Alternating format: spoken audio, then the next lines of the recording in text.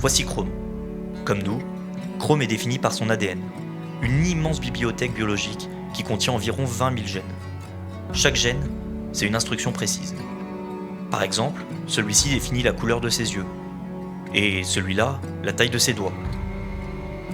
Lorsque Chrome rencontre Yara, il donne naissance à 2 enfants, Haro et Mako. En théorie, chacun hérite de la moitié des gènes de son père et de la moitié de sa mère. Mais la nature n'est pas une photocopieuse parfaite. Pour créer un enfant, elle doit recopier des milliards de données. Et dans ce volume colossal, il y a forcément des erreurs. C'est ce qu'on appelle les mutations. La plupart de ces mutations ne changent rien. Mais parfois, une simple faute de frappe bouleverse un destin.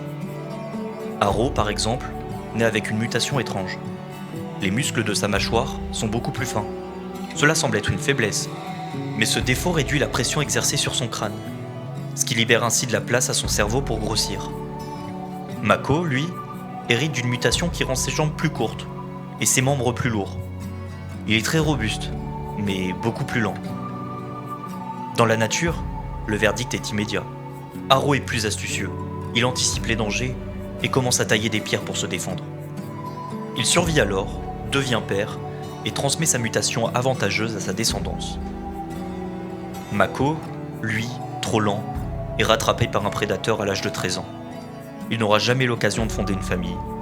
Son aventure génétique s'arrête avec lui.